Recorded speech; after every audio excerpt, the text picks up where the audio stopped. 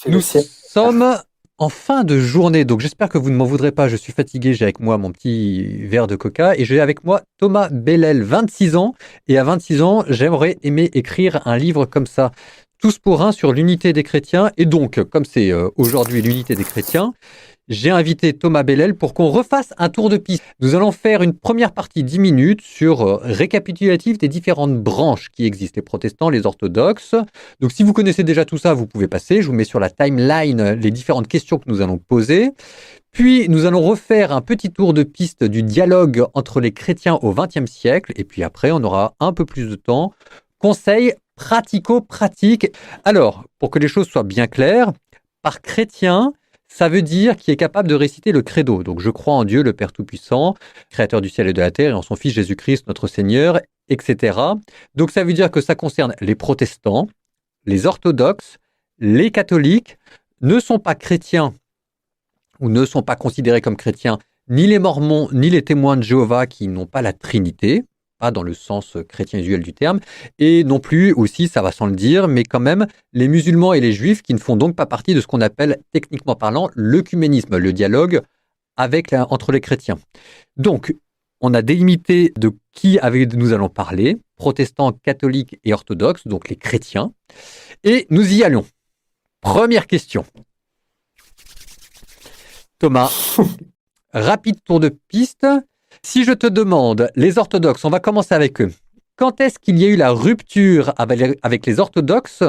Qu'est-ce qui nous différencie des orthodoxes et où est-ce qu'on en est? À toi la parole. Ouais. Si j'oublie une question, tu me relanceras. Oui. En fait, ça fait depuis 1000 ans. En fait, de manière simple, garde un peu la date symbolique de 1054. Et en fait, ce qu'il faut comprendre, c'est que avec les orthodoxes, les catholiques, on a surtout des différences qui sont d'ordre culturel ou de spiritualité, ou on pourrait dire, voilà, mais assez peu des différences théologiques en fait. On le verra pour les protestants, c'est un peu différent. En gros, ce qui nous différencie très fortement, c'est la place, et on pourrait dire le statut du pape, donc l'évêque de Rome. C'est-à-dire que pour nous, il a une fonction quand même qui est particulière, qui n'est pas seulement symbolique. En fait, pour les orthodoxes, l'évêque de Rome, il a simplement une primauté sur les autres. Et donc, les orthodoxes ne vont pas accepter, par exemple, le dogme de l'infaillibilité pontificale, voilà, le magistère particulier du pape. Eux, ils vont pas l'accepter. Mais sinon, en fait, on a énormément de points communs avec eux. Donc, eux reconnaissent tout à fait les sacrements, la place particulière de la Vierge Marie, la communion des saints, la tradition de l'Église. Et en fait, on s'est éloigné. C'est comme si un peu siècle après siècle, il y a une sorte d'écart qui s'est creusé et des divisions qui sont pas forcément d'ordre théologique. Et on a commencé un petit peu à s'éloigner les uns des autres. Alors avec, il y a quelques petites différences sur le Saint-Esprit, le procède du Père ou du Père et du Fils. Donc voilà, il y a ce genre de discussion. Oui, ce qu'on appelle le filioque. Ouais, Oui. c'est ça. Aux alentours de l'an 1000, il y avait Constantinople d'un côté, Rome de l'autre, et on s'est un peu mis sur la tête l'un de l'autre parce qu'il y avait une sorte de différenciation culturelle, on n'arrivait plus à se parler. Et il faut dire qu'à cette époque-là, c'était pas la politesse qui caractérisait forcément les relations entre les églises. Et donc, avec le sac de Constantinople, on s'est séparés. Alors, ouais. Pour que tout le monde soit bien clair, hein, les orthodoxes, c'est plutôt la Russie, la Grèce. Et donc, le catholicisme, c'est plutôt ce qu'on appelle l'Europe occidentale. Ce qu'on peut dire aussi, c'est qu'on a fait des gros progrès puisque le pape Paul VI et le patriarche Athénagoras ont levé ce qu'on appelle les anathèmes. Ça veut dire que le fait qu'on ne se supporte plus a été officiellement enlevé. Donc, il y a eu un gros pas de fait et on espère qu'il puisse un jour y avoir un deuxième gros pas de fait. Ouais, et en fait, moi, j'étais frappé en lisant un texte de Jean-Paul II, une encyclique qui s'appelle Autunum Sint. Il parle en fait beaucoup des relations entre catholiques et orthodoxes. Et en fait, on a l'impression qu'il y croit vraiment qu'il peut y avoir des rapprochements possibles et puis qu'on puisse vraiment avancer vers la communion, quoi. Aujourd'hui, c'est vrai qu'il y a beaucoup de soucis. Les orthodoxes sont aussi très divisés entre eux, mais on voit qu'il y a eu des grosses avancées. Et puis l'événement dont tu parlais, frère Paul-Adrien, c'est quand même un truc de fou quand on y pense, quoi. C'est-à-dire qu'il y a 1000 ans, les papes, enfin le pape et puis le patriarche de Constantinople se sont excommuniés, et 1000 ans après, il y a les relations qui se sont renouées, et puis on est à nouveau dans des dialogues théologiques et tout ça. Donc en fait, symboliquement, c'est quand même hyper fort. Et du alors, coup, c'est assez, passons maintenant ça donne de l'espérance, quoi. Protestants. Donc les protestants, il y en a toutes sortes. Hein. Vous avez les luthériens, vous avez les calvinistes, vous avez en ce moment les évangéliques qui viennent plutôt de la tradition anglo-saxonne. Donc ça va être difficile de tous les englober dans une même question. On fera du mieux que l'on peut. Donc c'est issu de la Réforme, 15e, 16e siècle. Thomas, même question. Pourquoi est-ce qu'on s'est séparés? Ce qui nous différencie, où est-ce qu'on en est? Ouais, alors donc c'est une question super complexe, comme disait le frère. Les protestants sont très divisés entre eux. En 1517, la date symbolique qu'on va dire, voilà, Luther a commencé, alors ça a été progressif, hein, mais à remettre en cause un petit peu l'autorité de l'Église catholique sur la question du salut. Comment est-on sauvé par la foi, par les œuvres, etc. Bon, on n'aura peut-être pas le temps d'approfondir cette question, mais fondamentalement, en fait, à travers ça, il y a d'autres questions qui ont germé, qui remettaient en cause l'Église catholique, et à travers une redécouverte des Écritures. En fait, aujourd'hui, on peut dire que ce qui réunit tous les protestants, en fait, de toutes les dénominations, etc., c'est le fait d'avoir pour seule norme en matière de foi et de morale les Écritures, en fait. Les protestants, en fait, c'est vraiment la Bible seule. Qu'ils soient luthériens, qu'ils soient calvinistes, qu'ils soient évangéliques, c'est vraiment la Bible seule. Pour eux, la révélation du Christ leur parvient par ce seul canal. Là où pour nous, les catholiques, on est aussi fondé sur les Écritures et sur la Bible, mais on croit aussi que la révélation divine, c'est comme si elle se déploie, en fait, dans l'histoire. Et l'Église la comprend petit à petit, ce trésor qui nous est donné, à travers ce qu'on appelle la tradition et le discernement particulier de l'Église dans ce qu'on appelle le magistère. Donc c'est essentiellement ça. Alors après, c'est très difficile de dire où est-ce qu'on en est aujourd'hui, parce que ça dépend avec quelle confession. Oui. Ce qui est sûr, c'est que il y a eu donc en fait il y a des dialogues théologiques au niveau théologique. On est en dialogue avec les luthériens, les baptistes, voilà, avec une série de dénominations.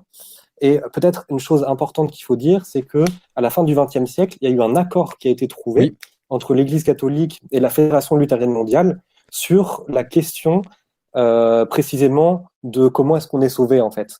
Alors, l'Église catholique et la Fédération luthérienne mondiale, en tout cas, se sont mis d'accord sur un point, c'est-à-dire que on est sauvé par la grâce de Dieu.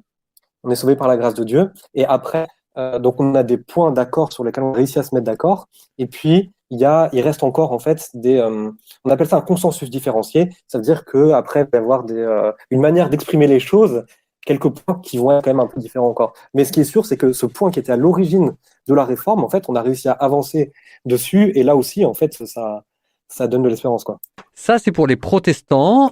Nous passons maintenant aussi à l'intérieur de l'Église, parce qu'on ne les oublie pas, parce que on a parlé du dialogue entre les différents chrétiens, on peut aussi parler du dialogue entre les catholiques, parce qu'en ce moment, il y a toujours une question qui revient quand quelqu'un découvre le catholicisme. Au bout de 3 semaines, j'ai un MP sur Insta pour me demander, mais c'est qui les tradis? Alors, les tradis sont catholiques. Alors là aussi, il faut faire la distinction avec les intégristes, ce qui est un petit peu compliqué. Donc, les intégristes qui, eux, ont remis en cause, on pourrait dire, la dernière mise à jour catholique qui a été le Concile Vatican II. Et donc, pour différentes raisons, il y a eu des courants catholiques que nous, on appelle intégristes, qui ont refusé certaines choses comme justement le dialogue interreligieux, l'œcuménisme, la liberté religieuse, et qui donc ont remis en cause en fait l'autorité du pape telle qu'il l'est aujourd'hui.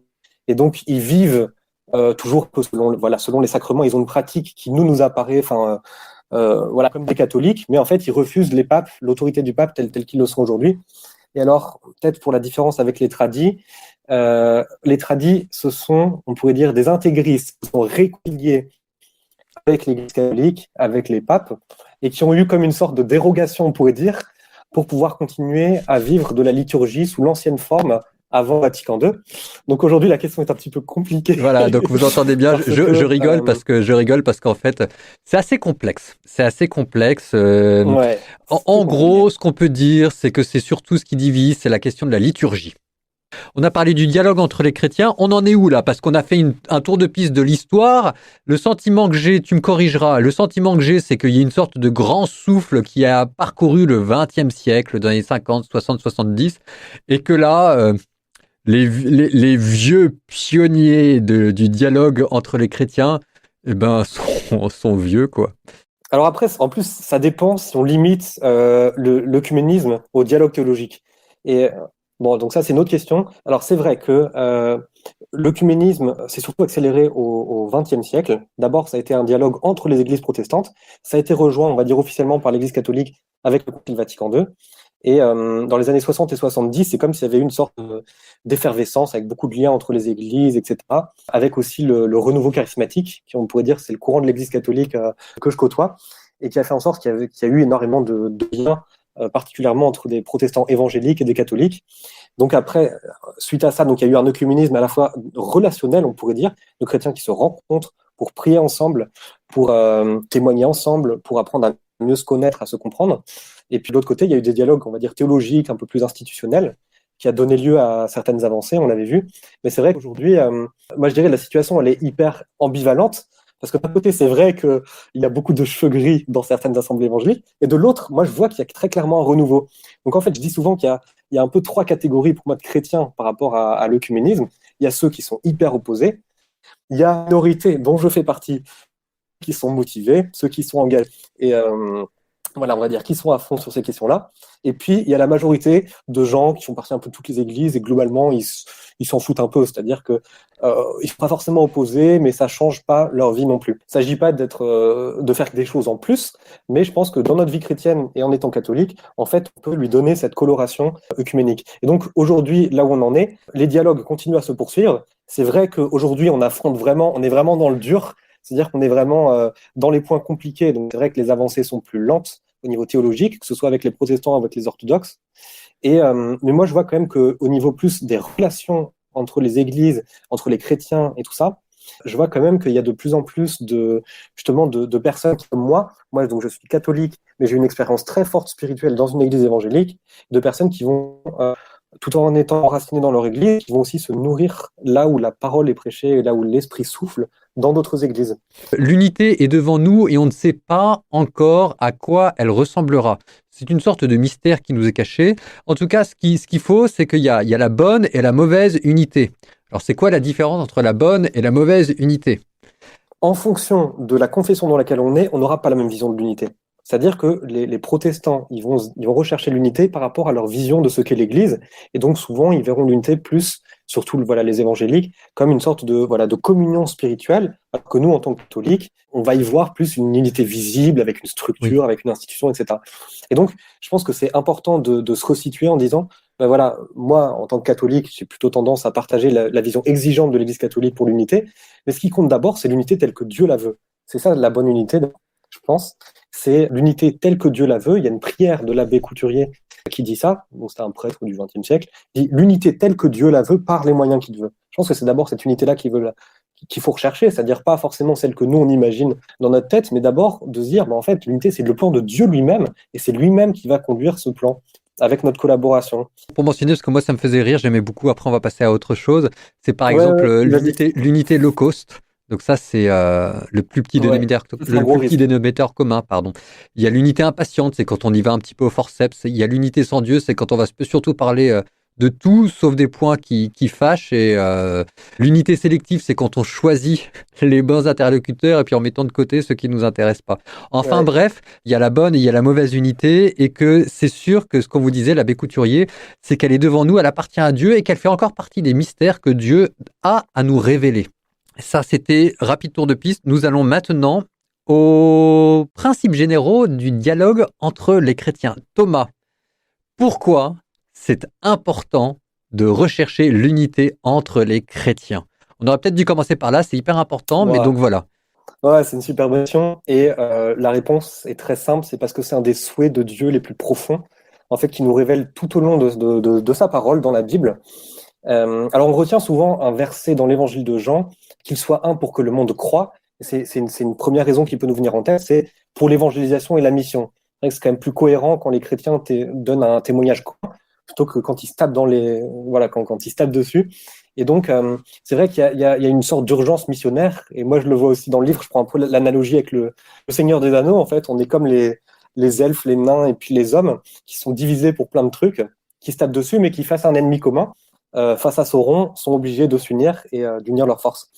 Donc ça, c'est une des raisons, c'est la mission commune qui est voulue par Dieu. Alors, j'insiste juste là-dessus, je te coupe 2 secondes parce que pour lui donner tout son poids, hein, vous entendez que c'est la prière de Jésus. Je te prie, Père, pour qu'il soit un comme nous sommes un. C'est la dernière prière que le Christ nous a laissée. Ouais. Donc non seulement il y a un enjeu missionnaire, mais ça fait partie du testament. C'est-à-dire qu'au dernier repas, alors qu'il allait mourir, alors qu'il allait être trahi, le Christ prend 5 minutes pour justement prier pour l'unité des chrétiens. Donc rechercher l'unité des chrétiens, c'est ne pas oublier que c'est la dernière volonté que le Christ nous a laissée, que ça devrait nous prendre aux tripes, parce que juste après, il a été trahi. Plus profondément, en fait, on est fait pour la communion et on est fait pour l'unité. C'est-à-dire que Dieu nous a créé, Dieu lui-même, c'est un peu compliqué, hein, mais il est à la fois un et trois. Il vit dans une communion d'amour contre la Trinité. Il vit cette communion-là. Et ce qui est dingue, c'est qu'il veut qu'on soit autant unis entre nous, les chrétiens, que lui l'est avec le Père, que le Christ l'est avec le Père. Donc en fait, quand on réfléchit à ça, alors ça donne le tournis, mais c'est quand même un truc de dingue, parce que ça montre à quel point les chrétiens, voilà, ceux qui sont enfants de Dieu, sont faits pour être unis. Et ça aussi, c'est dans la prière de Jésus qui nous dit, ben voilà, comme le Père et moi sommes un, ben soyez un.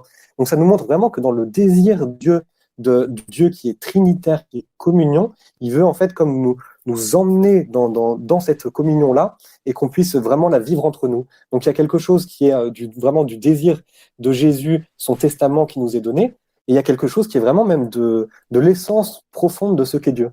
Une des critiques que j'entends souvent, c'est l'œcuménisme, c'est abdiquer sa foi. Donc Thomas, si jamais je te dis que tu es catholique, c'est que tu cherches à parler avec d'autres chrétiens, d'autres sensibilités, est-ce que c'est pour toi, est-ce que ça veut dire que tu es en train d'abdiquer ce qui fait ta foi catholique? Absolument pas, parce que précisément, c'est une demande de Dieu qui m'est faite, de vivre l'unité, et c'est aussi une demande de l'Église. Depuis le Concile Vatican II, et puis depuis le magistère constant des papes, en fait, c'est même une demande qui est faite aux catholiques de vivre cet œcuménisme et de vivre cette unité-là. Et moi, je pense qu'on peut être vraiment en vérité et très enraciné dans sa foi. C'est vraiment le psaume qui dit amour et vérité se rencontrent. Les deux ne s'opposent absolument pas. Et moi, je pense au contraire que ça nous enrichit. Ça peut nous enrichir en tant que catholiques, de découvrir les grâces, voilà, l'Esprit Saint qui souffle en dehors de notre Église. Voilà, pour les orthodoxes, vu que eux ils remettent en cause un peu la place particulière du pape, ben, ça va être voilà, comment est-ce qu'on vit cette primauté du pape, comment est-ce qu'on le vit, et aujourd'hui on le voit avec toutes les questions sur la synodalité, la place des laïcs, voilà, des évêques et tout ça, ben voilà, comment est-ce qu'on organise ça? Par exemple, c'est-à-dire qu'il y a une manière de vivre la foi catholique, il y a une manière de vivre les dogmes catholiques qui peut être insupportable pour les autres, et il y a une manière de vivre les dogmes catholiques qui peut être très belle pour les autres. Donc par exemple, la primauté du pape de Rome, c'est ce que vous dit Thomas.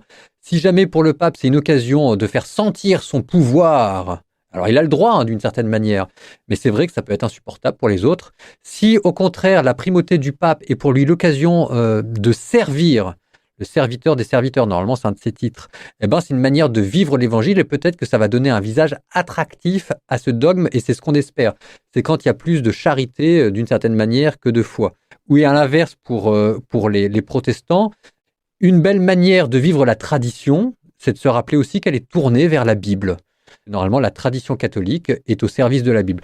L'idée, c'est qu'il ne s'agit pas d'abdiquer sa foi catholique, il s'agit de la rendre attractive en la vivant bien. C'est ça ce que ça veut dire. Tout en sachant qu'il peut y avoir... Il ne faut pas être victime de ses propres caricatures.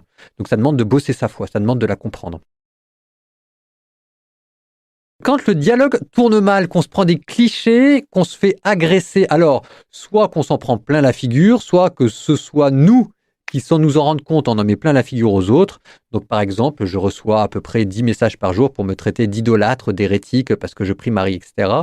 Comment éviter de se prendre des clichés, des agressions dans la figure, et puis aussi comment réagir quand on se les prend? Alors, je vais peut-être pas aller dans ton sens, c'est-à-dire que pour moi, ça fait partie de la vie normale du chrétien. C'est en petit, en bas de notre contrat de baptême, de se prendre ce genre de truc. Parce qu'on est disciple du Christ et que voilà, le serviteur est pas mieux que le maître. Et en œcuménisme, c'est pareil. C'est-à-dire que moi, je vois que c'est un peu comme l'évangélisation. Quand on part du principe qu'on va rencontrer des gens qui pensent pas forcément comme nous, voilà, on se met à l'épreuve de la vérité. On va discuter avec des gens qui peut-être seront pas très intelligents, auront des préjugés et tout ça. Ça fait partie du jeu. Je pense qu'il faut pouvoir l'intégrer dans notre vie de la fait et puis éventuellement secouer la poussière de nos sandales et aller voir ailleurs quand on se fait insulter. Après, je pense que, en tout cas pour nous par rapport voilà, aux protestants, par exemple, aux orthodoxes, il y a des choses qu'on peut faire pour essayer de désamorcer ça. Je vais essayer de rencontrer, c'est pas juste une confession voilà, un peu floue, c'est d'abord c'est des personnes qui sont croyantes, je vais les rencontrer, je vais leur parler, je vais les écouter, je vais voir comment est-ce qu'ils vivent leur foi, et je vais essayer de leur comprendre qu'est-ce que ça signifie pour eux, telle croyance et telle pratique. Et donc Jean-Paul II, il dit, voilà, c'est comprendre l'autre, pas à partir de nous en tant que catholiques, mais comprendre l'autre comme il se comprend lui-même. Qu'est-ce que ça signifie pour un évangélique? La Sainte Seine, par exemple. La Sainte Seine, c'est l'équivalent, on va dire, de l'Eucharistie. En fait, c'est des codes, si vous voulez, c'est comme une autre culture. Il y a des codes, il y a un langage qu'il faut pouvoir saisir petit à petit, et en fait, nous aide à comprendre l'autre. Et à partir de là, une fois que on a établi une relation avec quelqu'un, et qu'on voit que c'est aussi un chrétien comme nous, on a du mal à considérer que ce qu'il dit, c'est complètement stupide. En fait, on se dit, même si on n'est pas d'accord, et on a le droit de ne pas être d'accord, en fait, c'est aussi un chrétien qui essaye d'être fidèle à Jésus dans sa propre logique. Ok, j'aime bien cette idée de que ce soit normal en fait. C'est peut-être dans l'ordre des choses. Vous entendez la phrase de l'évangile que Thomas vous a rappelé. Le disciple n'est pas au-dessus de son maître. Et s'ils ont traité le maître de Belzéboul, eh ben, préparez-vous aussi à vous en À prendre être des idolâtres. plein la figure des idolâtres, etc. Ce qui est vrai en fait. Donc arrêtons de râler. Je le dis pour moi. Sursum corda, au les cœurs et retournons-y. L'amour vaincra. Donc, nouvelle question, pratico-pratique. Je n'y connais rien, j'ai envie de découvrir, j'ai envie de dialoguer, ça m'intéresse, j'ai envie de me cultiver, j'ai envie de voyager, etc. Concrètement, qu'est-ce que je peux faire pour rencontrer d'autres frères chrétiens, pour parler avec eux, pour cheminer avec eux, etc. Quel conseil tu donnerais à un jeune de 26 ans, tiens? Alors le premier, bien évidemment, c'est lire mon livre. Après, sinon, le deuxième, Il n'y a pas de petit profit. le deuxième, c'est de sortir de la paix et d'essayer de des chrétiens. Alors pour ça, soit vous avez vous-même dans vos réseaux des personnes d'autres confessions que vous connaissez et qui peuvent servir en quelque sorte d'intermédiaire. Je connais Jackie qui connaît des protestants, du coup je vais voir Jackie pour aller dans telle église, machin. Ou alors vous pouvez aussi tenter l'immersion totale, c'est-à-dire je connais personne d'une église anglicane, mais je décide quand même un matin de me lever pour aller voir un peu ce qui s'y passe. Bon, c'est vrai que là c'est un peu plus exigeant parce qu'on n'aura pas forcément les codes et tout ça. Et sinon, je pense qu'un bon moyen, c'est d'utiliser en fait des réseaux, des communautés, des groupes ou des mouvements qui ont déjà en fait une expérience de l'unité des chrétiens. Et ça, en fait, il y en a plus que ce qu'on croit. Donc, d'essayer de vous renseigner sur ben voilà, est-ce qu'il existe des soirées de prière œcuménique, des soirées des machins, des initiatives, des mouvements d'évangélisation, des trucs comme ça. Et ça, en fait, il y en a. Et en fait, ça permet de faire en fait ce voyage interculturel, on va dire, mais sans que ce soit trop violent, parce que vous allez quand même avoir des catholiques qui seront avec vous pour vous rassurer.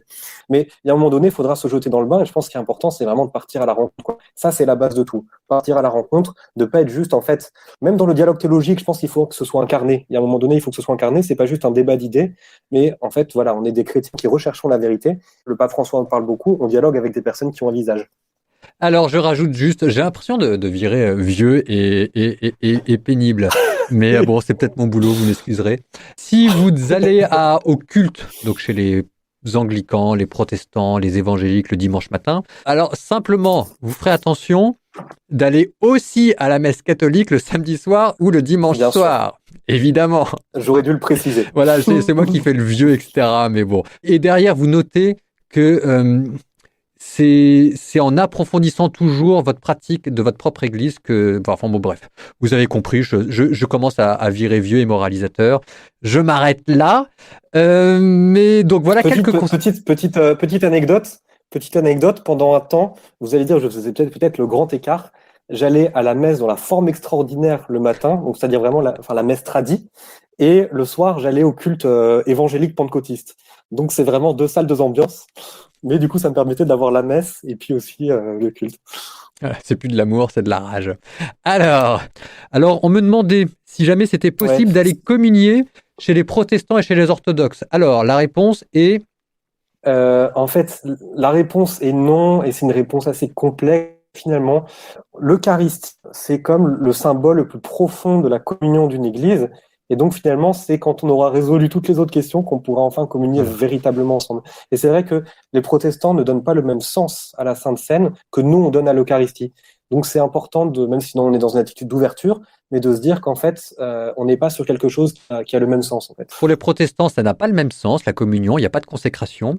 Chez les orthodoxes, il y en a une. Donc, techniquement parlant, vous avez le droit d'aller communier chez les orthodoxes, mais c'est bien de se rappeler que vous êtes catholique et c'est bien de se dire que mais c'est pas là. Pas l'accepter. Mais voilà, c'est ça. C'est bien de ne pas faire du tourisme spirituel. Donc, normalement, si jamais vous n'avez pas d'autre choix, l'Église catholique vous dit que vous avez le droit d'aller communier chez les orthodoxes, mais je vous préviens, comme vous disait Thomas, ça a vos risques et périls. Parce que c'est pas dit que eux l'acceptent. Alors, nous continuons. Dernière question. Dernière question. Dialoguer avec les chrétiens comme chemin de sainteté personnelle. Est-ce que, Thomas, peut-être témoignage personnel, je ne sais pas quoi, on va voir, est-ce que tu as le sentiment que ça t'a permis de développer certaines vertus ou que ça t'a rappelé à certaines exigences fondamentales? Est-ce que tu as le sentiment que ça t'a obligé à être un meilleur chrétien? Et si oui, comment, pourquoi? Ouais, bah, bon, je vais éviter de parler pendant 1 heure, parce que je pourrais en parler pendant 1 heure, mais déjà, en fait, c'est grâce aux évangéliques et par les évangéliques que j'ai vraiment rencontré le Christ en profond. Et alors, j'aurais pu le découvrir ailleurs, certes, mais du coup, je leur dois beaucoup pour ça, pour cette raison-là. Euh, il y a beaucoup de choses qu'on peut apprendre, c'est ce qu'on appelle l'échange de dons, en découvrant des choses dans les autres confessions chrétiennes. Et ça nous enrichit aussi personnellement. Donc c'est pas juste de l'utilitarisme, on fait pas juste ça pour nous, mais c'est vrai que c'est une demande qui nous est faite par Dieu, et je pense qu'aussi c'est bon pour nous de voir ce qui se fait dans les autres églises, parce que ça nous enrichit. Et donc c'est bon pour notre sainteté, et puis ça exige aussi la démarche d'unité, ça exige en fait de travailler certaines choses, de se convertir nous-mêmes. Donc la conversion est extrêmement importante, d'essayer de regarder aussi les erreurs catholiques et que les protestants ont pu faire dans le passé, etc. Voilà, ça exige en fait des vertus, je pense, qui sont importantes. Et moi, j'ai appris énormément dans les églises évangéliques. J'ai appris beaucoup chez les orthodoxes avec la prière du cœur. Donc en fait, ils ont des trésors de spiritualité, des trésors de liturgie, des trésors missionnaires. C'est chez les évangéliques que j'ai commencé à faire de l'évangélisation dans la rue, que j'ai redécouvert la louange. Voilà, il y a des choses de leur spiritualité, de leur manière de parler de la foi, en fait, qui sont vraiment, qui sont bonnes pour nous, qui peuvent nous parler et qui du coup sont vraiment au service de la sainteté parce qu'elles sont au service de la relation avec le Christ. Toujours se convertir soi-même, qui est une vertu chez les chrétiens, la conversion permanente. Par exemple, l'humilité aussi. L'humilité, c'est pas la peine de faire Ouais. toujours sentir aux autres le poids de sa supériorité. Parfois, accepter de ne pas avoir le dernier mot dans une conversation, ça aussi, c'est une vertu pour sauvegarder la charité. Savoir demander pardon, parce que les catholiques se sont pas toujours très bien comportés avec les orthodoxes. L'inverse est peut-être vrai aussi, mais n'empêche que c'est nous aussi de savoir présenter nos torts et demander pardon. Par exemple, quand un anglican ou un protestant est blessé par un catholique, nous on y est peut-être pour rien, mais savoir demander pardon parce qu'on est catholique et qu'on est responsable les uns des autres, c'est bien aussi. Donc en fait, si vous voulez, il y a énormément de vertus chrétiennes sous-jacentes qui sont un véritable chemin de sainteté. Et quelqu'un me demandait si jamais on avait le même Dieu avec les chrétiens. La réponse est non seulement oui, mais nous avons aussi le même Sauveur. Donc, si vous voulez, nous appartenons fondamentalement quand même, nous sommes des disciples du Christ. La position officielle de l'Église catholique, c'est que les moyens du salut subsistent de manière intégrale, parfaite dans l'Église catholique, et qu'elles ne sont pas absentes des autres églises qui participent aux moyens du salut, que donc il y a un salut aussi qui est possible aussi chez les protestants, chez les orthodoxes, etc. La seule chose que rajoute l'Église catholique, la position officielle, c'est que les moyens du salut sont de manière imparfaite dans les autres églises. Donc on est divisé sur plein de trucs, mais le Christ nous unit et ça c'est super puissant. Oui. C'est vraiment hyper puissant le fait qu'on croit tous en Jésus-Christ et que par le fait qu'on est chrétien, par le fait qu'on est baptisé, qu'on reçoit l'Esprit Saint, en fait on est enfant d'un même Père et donc on est frère. Et ça c'est un truc qu'il faut vraiment redécouvrir. Oui. On est profondément frère, même si c'est vrai que c'est une relation qui est blessée, qui est pas parfaite. L'unité aujourd'hui, c'est comme le royaume de Dieu. À la fois, elle nous est donnée et puis en même temps, on l'attend encore. Mais il y a vraiment quelque chose de cette fraternité profonde à redécouvrir et à vivre et qu'on partage avec tous les autres confessions. Ce sera le mot de la fin, on parlait de prière. Donc nous disons au nom de l'unité des chrétiens, pour l'unité des chrétiens, nous redisons à notre Père que nous espérons offrir à Dieu pour que notre génération puisse voir des avancées décisives se faire. On a le droit de l'espérer. Notre Père, Amen. qui es aux cieux, que ton nom soit sanctifié, que ton règne vienne, que ta volonté soit faite sur la terre comme au ciel. Donne-nous aujourd'hui notre pain de ce jour. Pardonnez-nous nos offenses comme nous pardonnons aussi à ceux qui nous ont offensés et ne nous laisse pas entrer en tentation, mais délivre-nous du mal. Amen.